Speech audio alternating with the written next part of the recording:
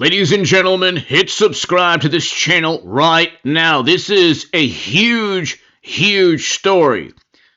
Biden pardons his son, Hunter, then family members. This is 6 years after Trump was impeached because he was going after a direct political rival. Hit subscribe to this channel right now. I have been telling you for the past 6-7 years exactly what is taking place.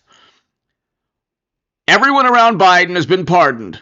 The laptop was full of very likely bribery and graft.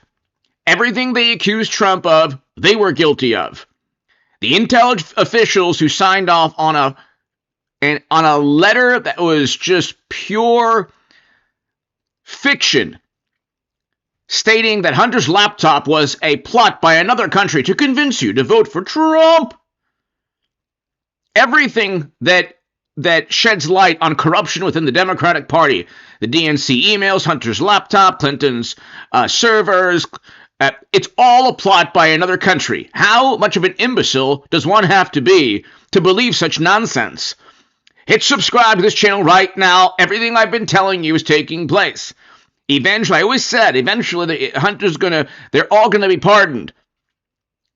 Now they are. The 51 intel officials will not have their security clearance. Trump revoked the intelligence officials' security clearances, which is worth like hundreds of thousands, if not millions of dollars.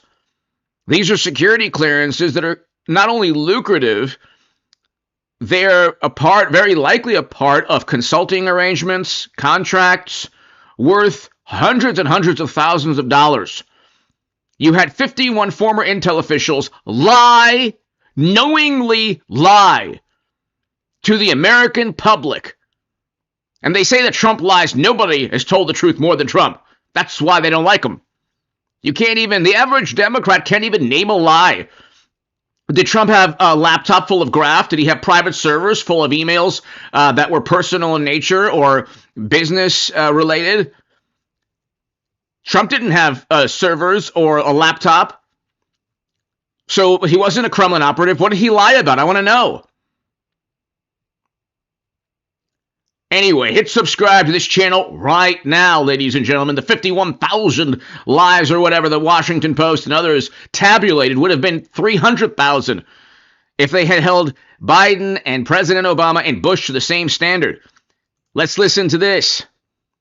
The story that we promised at the top of the hour, and that infamous letter that was signed by 51 former intelligence officials days before the 2020 election, casting doubt on the New York Post report on Hunter Biden's laptop. Former CIA chief of station Dan Hoffman was asked to add his signature, explaining for the first time in an op-ed in the Washington Times why he said no. Dan Hoffman is a Fox News contributor, and he joins us now. Dan, this is my most interesting story of the day. I read this op-ed, and I thought, why didn't you tell us like a long time ago here? So this letter went out, we famously know, and here's what the basic finding was, that the Hunter Biden laptop story has, quote, all the classic earmarks of a Russian information operation. You had this letter circulated to you. They asked for your signature. You said no. Why? Right. I remember I got the letter October 18, 2020. And at first glance, it seemed natural to lay the blame at the Kremlin's doorstep. Remember, Vladimir Putin is in the Kremlin, and he's well known for cloak and dagger espionage operations. How on earth could this be any type of intelligence operation? It's a laptop full of Hunter's emails, along with Biden being a part of potential bribery and racketeering. And this gentleman did the honorable thing. But the thing is, there was never any reason. It was literally dropped off. It was literally dropped off by Hunter. And the business arrangements the laptop referred to were well known. It's not like the Kremlin can go back in time and create bribery and graft from Democratic Party officials. This was all well known. And the authenticity was known also immediately, virtually immediately, right after the story was broken by the New York Post. and you had then Twitter, and then you had the Federal Bureau of Investigation, and then you had morally superior, highly educated liberal Democrats not just lying, doing 10 billion times worse than anything they accused Trump of in terms of honesty. And they did that same thing, accusing Trump of being a Kremlin operative. We can go on forever. But at the same time, there was no evidence, and the letter noted there was no evidence. And I just felt like we needed to do the forensics. It was a very convoluted story. Folks will recall that there was a laptop found at a store in Delaware. And I remembered at CIA, when we didn't have all the answers, we would task our sources to get more information so we could be more definitive. And I felt like in this case, the FBI could do those forensics, and it was not up to us to speculate. So I didn't sign the letter. I typically don't put my name to other people's words. My wife was in her late in her third year of fighting cancer, and I didn't have the time to go back to Michael Morell and ask him what the point was about the letter. So I just left it and didn't sign the letter and didn't respond. And we are still, to this day, so sorry for the loss of your dear wife. You said a second ago that this didn't invite further inquiry, which is what you're right about in the Washington Times op-ed. You say, but the email I received from Mr. Morell did not invite any further discussion or debate. The letter was a fait accompli. It was being passed around for signatures, not edits. So this man did the honorable thing. You can tell he's an honorable man. Okay, from what you just heard. But everyone knew that 51, so what? These appeals to authority, 51 intel officials said that everything Trump claimed regarding the 2020, everything he claimed was true. Would Democrats then agree with 51 intel officials? Of course not. They only appeal. They only care of. They only acknowledge appeals to authority when it suits them. When the people in authority back their claims, then they agree with them. If Trump's intelligence officials claimed that there was a dossier linked to Harris or anyone within the Democratic Party, they'd say, "Oh my God, Giuliani purchased the dossier." Well, literally, Clinton's attorneys and the DNC and the campaign purchased the Steele dossier. And there's still books written about the dossier. It's literally a fantasy full of fiction and lies and information that misinforms. I can't believe this is unbelievable, because this is what got the censorship underway. Okay, that and that the fateful day in January where people were pardoned by Trump.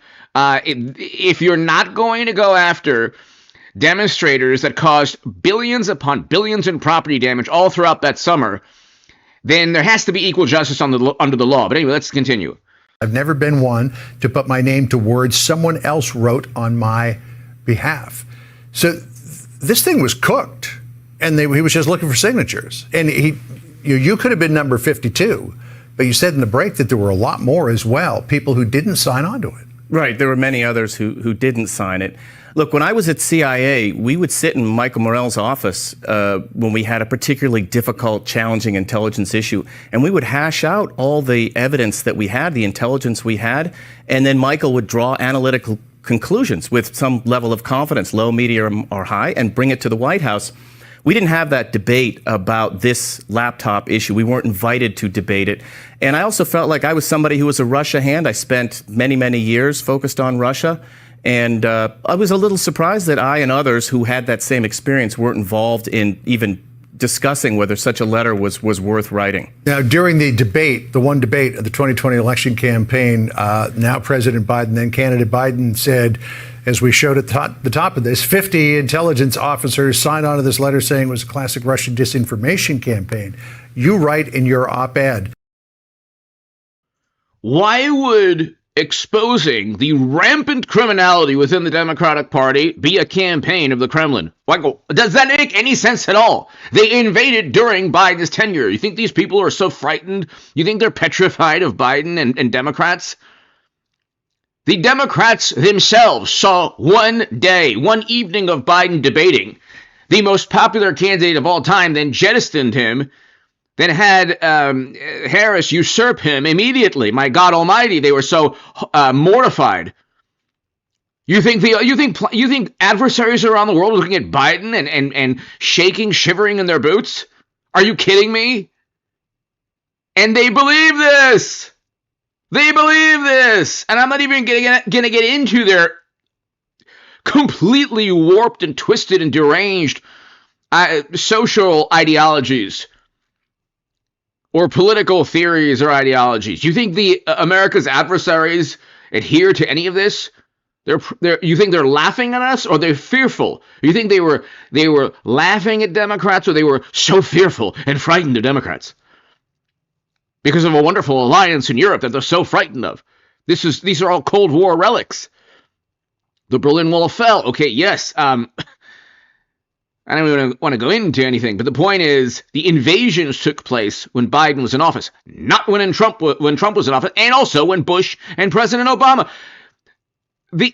A large portion of that country was annexed when President Obama was in office. But you'd have to be completely ignorant of just basic history. I'm speaking in algorithmically friendly manner, okay? Because I still don't know if we can actually, speak our minds. The American public should be careful to distinguish between retired and actively serving U.S. intelligence officers. Explain.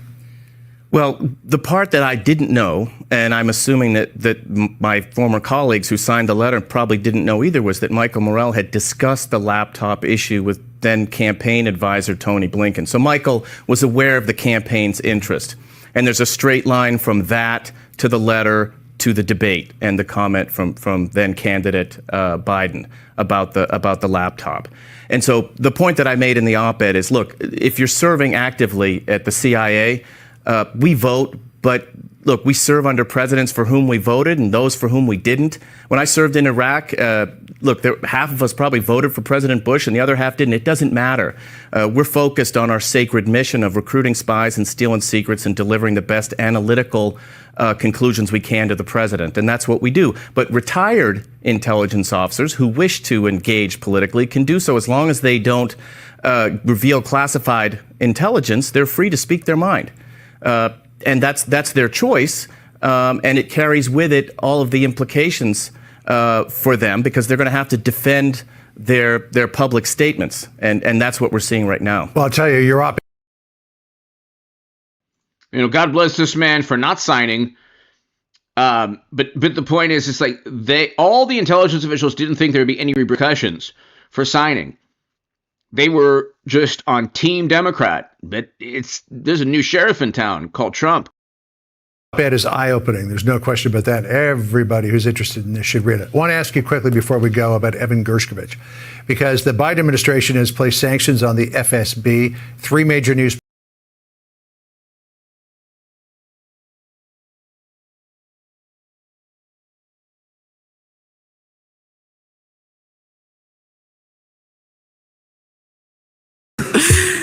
Most notable among the signatories of that, I'm here. So the New York Post, this is the former New York Post editor talking about the censorship. This is if there's a wonderful, morally superior liberal Democrat who tries to obfuscate and tries to muddy the waters, saying, oh, you don't want certain books in schools, that's called age-appropriate material, genius. Age-appropriate material. You can read anything you want to read, okay, but not in certain settings. Okay, not anything, but, like within reason, you can read anything you want to read. It's called age-appropriate. You can see or watch anything, within reason that you want to watch. Okay, not for young people. Okay, that's different from Democrats working with the government, working with social media companies to silence a legitimate true story of corruption within the Democratic Party, of possible bribery and graft that we know took place now because Biden pardoned everyone involved. Trump was impeached for simply asking another country if perhaps Biden was corrupt. And now we know without a shadow of doubt he is. And it's like we've lived through this temper tantrum of Democrats. They had and they didn't govern. They had all the power, and they have zero to show for it except a complete dumpster, of a political party now. They're completely in shambles. Who do they have in 28? AOC? I pray to God, please, God Almighty, please, in heaven, please have AOC run. That's different from all those people saying Trump, oh, please, Trump.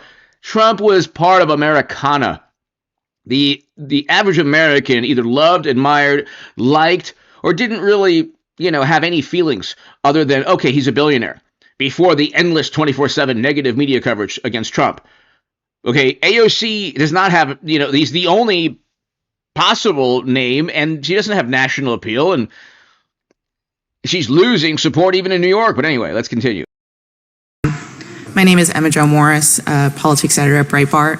I'm here today because I published a series of news stories 3 years ago in October of 2020 about Hunter Biden's now infamous laptop, also known as the laptop from hell, which she and Miranda Devine and others within the New York Post at that time deserve Pulitzer Prizes. They deserve Pulitzer Prizes. Okay? They all deserve Pulitzer Prizes. which is seen as some of the most scandalous reporting of the last decade.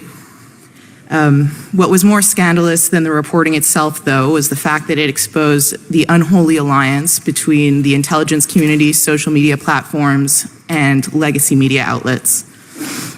At the time, I was deputy politics editor at the New York Post, and my reporting showed that despite then candidates Joe Biden's repeated and furious denials, he was apparently involved in the foreign business deals of his family.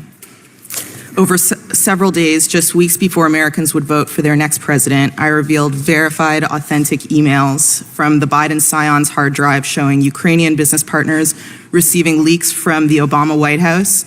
I documented an off-the-books meeting between then Vice President Biden and a Ukrainian energy executive and introduced the world to the big guy who got. He was referred to as the big man, Biden. He lied about his business dealings. The laptop almost certainly had massive bribery and graft. The Federal Bureau of Investigation then aligned directly with the Democratic Party, hid all either they hid or they just ignored the obvious evidence. It was right there. But see, again, it's like, you watch, media and Democrats will loathe, they will despise the same people they worshipped like literally a minute ago. Got action on a deal with CEFC, China Energy Company. The Post published exactly how the material for the reporting was obtained, even identifying our sources, as well as a federal subpoena showing the FBI was in possession of the material the story was based on and had been since December of 2019. December of 2019, they had a laptop, they knew all the contents, and why did the United States government or Democrats go after Trump with impeachment? It takes like not even a day to find out the authenticity of an email. I'm not even a tech person. If you watch on this channel, the fact I even have OBS running is like a miracle beyond belief. The fact that you can even see videos behind me is a miracle. Okay, I'm not a tech person. I used to, for years, you just have me talking. I don't even know how I did it. On live streams, okay? I'm not a tech I'm not a tech person. I can tell you within less than 5-6 hours, a team of, quote unquote experts that media and Democrats worship also on various topics, you should trust the expertise of experts, can tell you the authenticity of an email. For example, there's one MSNBC pundit who was alleged to have written very bigoted and hurtful and prejudicial statements against a certain group in the United States of America. She, of course, blamed the Russians. And then that was immediately debunked, allegedly, debunked. They love to use that word, debunked, by, I think it was Vox. But that's it. They just, their go-to is the Kremlin. But nobody believes it. Nobody with even an understanding, a cursory knowledge of American politics. I mean, if you learned in 8th grade about the McCarthy era, you learned that it was a Red Scare, McCarthy era, and it's like that's something that we Democrats try to relive and then lost the popular vote. But when the stories appeared on social media that morning, the venue where millions of Americans go to find their news and editors to get their angles, within hours, the reporting was censored on all major platforms on the basis of being called hacked or Russian disinformation. Twitter. Think about that. And locked the Post out of. However, the stories were not based on hacked materials, nor were they Russian disinformation. And despite those claims appearing to come out of thin air at the time, we would eventually learn that they actually didn't come out of thin air at all. On October 19th, 5 days after the Post began publishing, Politico ran a story headlined, "Hunter Biden's story is Russian disinfo, dozens of former intel officials say." God, I can't even say that with a straight face, you know? Politico printed a letter completely uncritically from veteran members of the U.S. intelligence community, falsely claiming that the Post expose has, quote, all the classic earmarks of a Russian information operation. My God. Most notable among the signatories of that letter were Jim Clapper, from former DNI, Michael Hayden, former CIA, John Brennan, former CIA. Despite having such damaged credibility following their participation in the Russia collusion conspiracy theory. A few days later, on October 22nd, when Biden appeared in the second presidential debate and was confronted with the facts of the Post reporting, he said to Trump, quote, 50 former national intelligence professionals said this, what he's accusing me of is a Russian plot. But it was not, and he knew that. Now, fast forward to this year, 3 years later. Just last spring, House investigators revealed it was a call by now Secretary of State Antony Blinken to former acting CIA Director Michael Morell that prompted the spy letter published by Politico, which bypassed agency approval processes that would have been normally applied. It is also now known that ahead of my reporting, federal agencies were priming social media companies to execute an operation to discredit it. According to internal documents released by Elon Musk upon his acquisition of Twitter, the FBI and other intelligence community members essentially directed the platform's censorship operation, in part externally by working with top management and in part internally by social media companies hiring eye-popping numbers of agency alumni.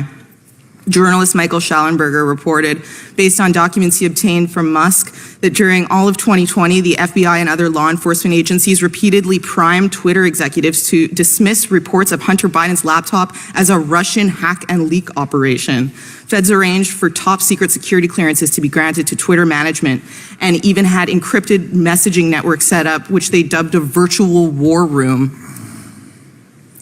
To this day, hundreds of people from the intelligence community work at social media companies. Over the last few years, my reporting has been confirmed by virtually every mainstream news outlet, from the Washington Post to the New York Times to Politico, when the stakes were nothing, by the way, 2 years later. No one denies that the laptop is real, that the origin story is exactly what I told you it was in the first place. This elaborate censorship conspiracy wasn't because the information being reported on was false. It was because it was true, and it was a threat to the power centers in this country. What this relationship between the US government officials and American corporations represent is an unprecedented push to undermine the First Amendment, the right to think, write, read, say whatever we want. And how we respond will determine whether we see a free press as inalienable or as optional. Thanks. Thank you, Ms. Morris. Mr. Sauer, you're recognized for 5 minutes. Here's what.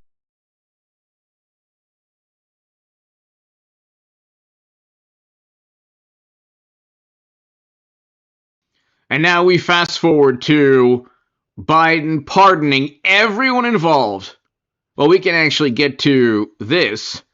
Miranda Devine first, then the pardon. Get the book. This is an excellent book. A lot to talk about here. What comes out of this meeting between Hunter Biden's attorneys and the Department of Justice? Because, again, the timing quite curious, but with this whistleblower complaint now emerging, but Fox was reporting last week that this was requested by his attorneys some time ago. But how do you see this playing out, Miranda? Hi, Dagan. Look, I think most likely, because this investigation in Delaware into Hunter Biden has been going on for 5 years. And we've been expecting some sort of indictment or plea deal for over a year. There have been rumours coming out of Delaware, and then just nothing happened. It all just fell in a heap.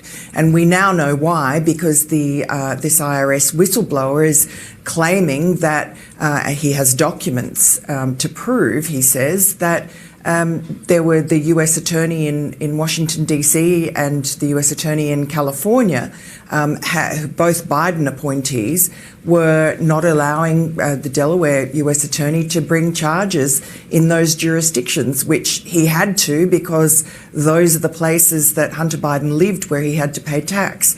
And so that just brought the whole thing to a grinding halt and precipitated this whistleblower complaint, particularly after Merrick Garland on March 1 appeared at an oversight hearing and gave testimony saying, oh no, David Weiss has got full powers and all authority to bring charges wherever he wants, and he's fully independent and so on. And that was really misinformation. And so that's, I think, what really forced the whistleblower's hand. You know, Miranda, I find it rich as a former House member that the Hunter Biden team wants an investigation into Marjorie Taylor Greene when usually she's covered by the speech and debate clause of the Constitution. She has a wide range of things she can say that's covered by the Constitution, but Hunter Biden wants her investigated, not him. Well, this is part of this very aggressive tactic by Hunter Biden's many lawyers, many very expensive lawyers. He has some of the best lawyers in the country. Interesting that he has those resources. And they're just pulling out all stops. They're suing people, anybody who is negative towards Hunter Biden. It's either the lawyers or these Democrat dark money groups, which have millions of dollars, going around doing Oppo research. They've gone to House Oversight Chairman James Comer's hometown in Kentucky and put up nasty billboards. It's all hands to the wheel to try and traduce anybody who is trying to bring this Biden influence peddling scheme to light. Right, because it's not about Hunter Biden, it's about Joe Biden. And it started when he... Exactly. It was always about Joe Biden. was the vice president. Again, the vice president of the United States. Speaking of, well, the entire scheme, Miranda, your column was titled, your most recent one, Hunter Biden may be living at the White House to evade legal papers from his baby mama.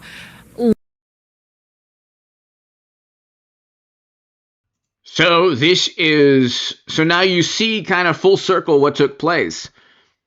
I mean, we can go really quickly. Here, let's just listen to this.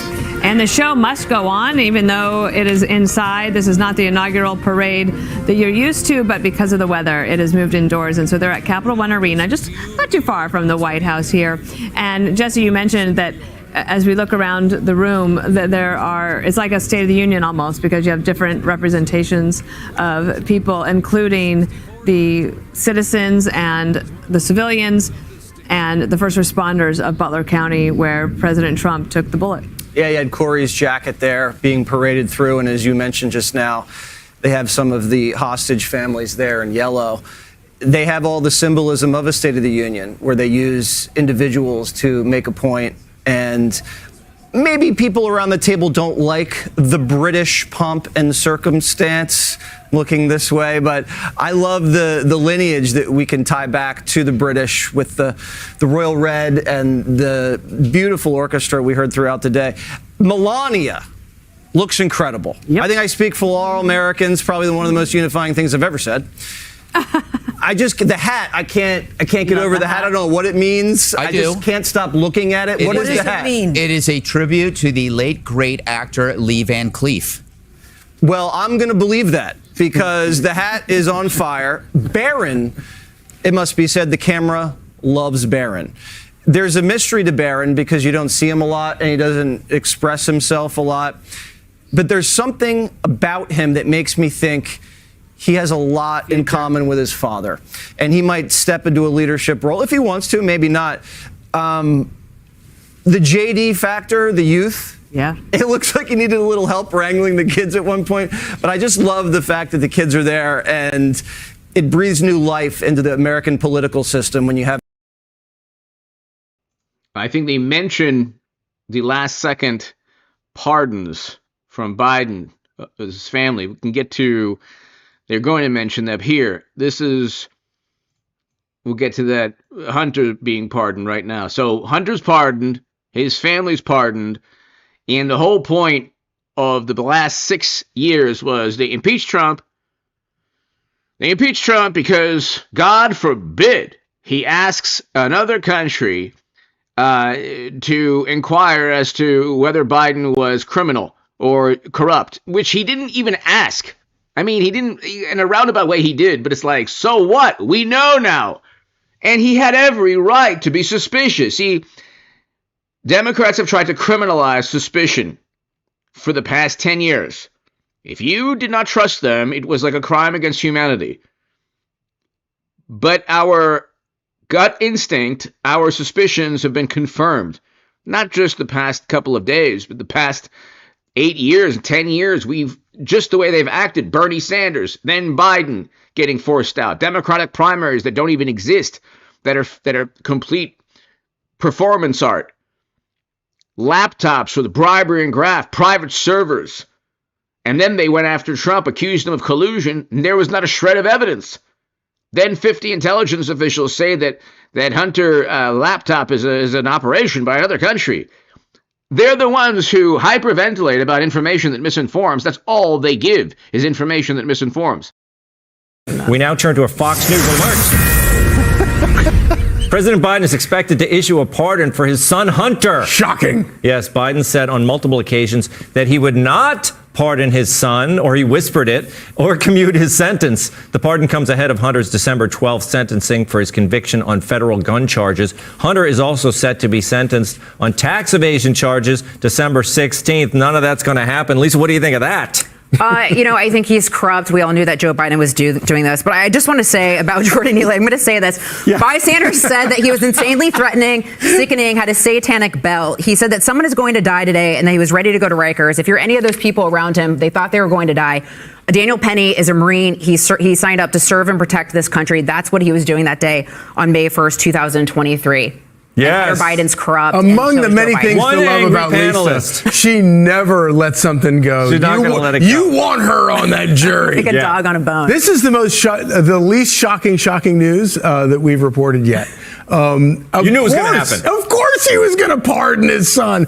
Also, I kind of think he should, because, he got him into this whole crack business in the first place. And so, if I had that power and I had a wayward son, I would pardon him. Absolutely. Julie, that's the... I don't mind, defending your family. The problem is that you impeached Trump. You censored Americans based on the reality that the laptop was genuine and authentic and real, and those emails were legitimate. And you then twisted all of that, and you silenced conservatives, millions and millions of people, couldn't talk about it on any platform. Your channel would, your voice would be taken from you had you even brought up the laptop. So, yeah, you always defend your family no matter what. But you put the country through this un-American nonsense, censorship, and then, it's just unbelievable. And everything, and then it affects foreign policy, because then you blame another country for your own criminal behavior. I think that's the key issue. Charlie's got it right. It's that the fish rots from the head. Isn't that the saying? Yeah. It was Biden's fault that his son was running around selling, American influence, right? Yeah. No, what bothers me most is the lies that were told as far as whether Biden actually knew what his son was up to. That really bothers me, because the two of them were obviously in conversation when Hunter was practicing all these international deals. It's just so wrong, and nobody's going to ever hold Biden accountable for that. So I don't blame Hunter for getting. He did get booted out of office, and this is one of the reasons he got booted out of office. Yeah, you're right. I mean, ultimately, yes, he does lose in all of this, but I want to still find out whose cocaine that was.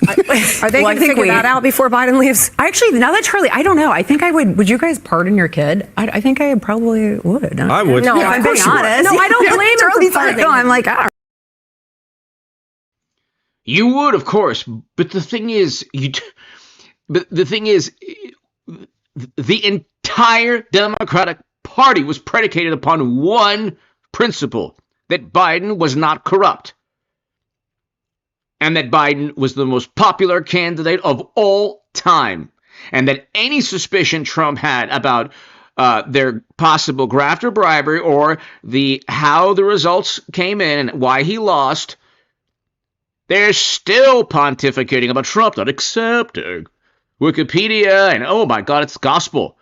But everyone knows it's tainted.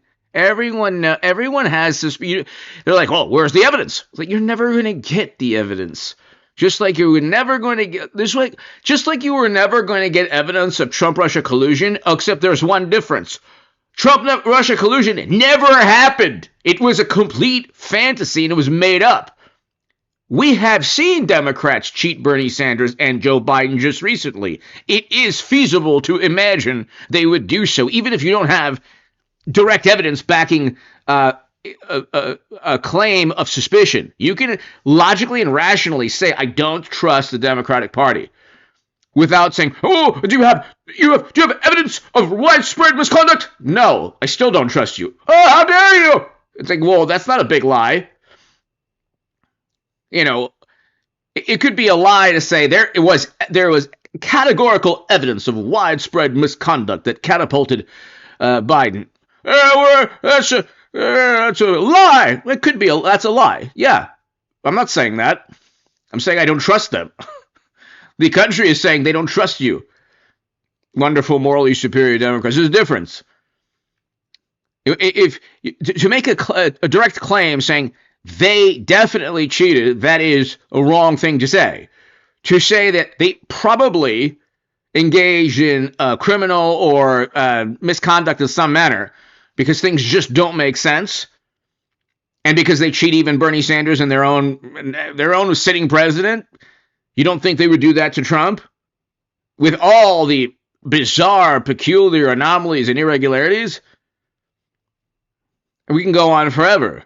You can't legislate emotion. You can't, and that's all they do is run on emotion.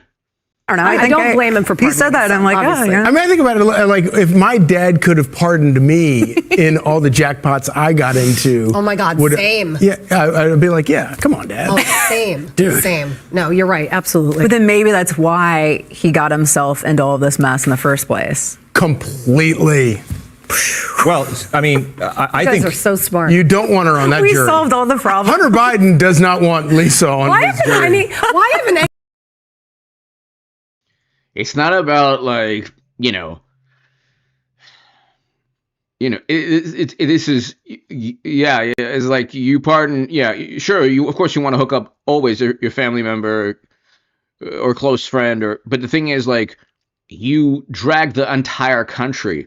The Democrats drag the entire country through an impeachment, through all this craziness and nonsense, this judgment and pontification and censorship and all, and then we find out they're corrupt. And then we find out our suspicions were confirmed. It's like, well, we already knew this, but Daniel Penny They does. would kick me off in 2 seconds. I would never be. Wait, allowed I just to- want to know why any of you got haven't been picked as a cabinet member. When is it your turn? everybody else around You here guys is were so getting in good. there. Do we want to? Do Mr. we have Trump, this, if you're do we watching. have the video of Biden saying he would not pardon his son? Let's see it.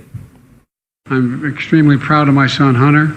He has overcome an addiction. He's one of the brightest, most decent men I know, and I am satisfied that I'm not going to do anything. I said I abide by the jury decision, and I will do that, and I will not pardon him.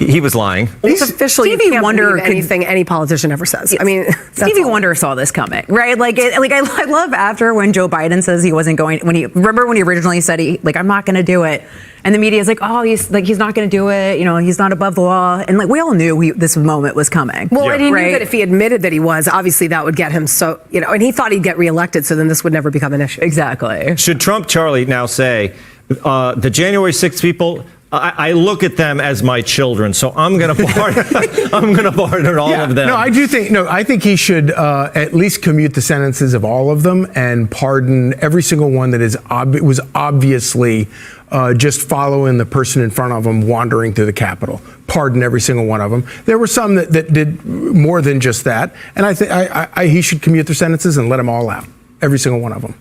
What other pardons we see coming here? Why are we just learning about Hunter? And there's still plenty of time. He's got another month. And you know why? Because I was thinking about this. If I were Donald Trump, I would not pardon Hunter Biden. Which is why Joe Biden has to, right? I mean, Biden pardoning Hunter is that he's pardoning himself. Joe Biden is pardoning himself. That's the issue. The issue is that this is all about going. The big man is Biden. But anyway, ladies and gentlemen, this was huge. I will see you tonight.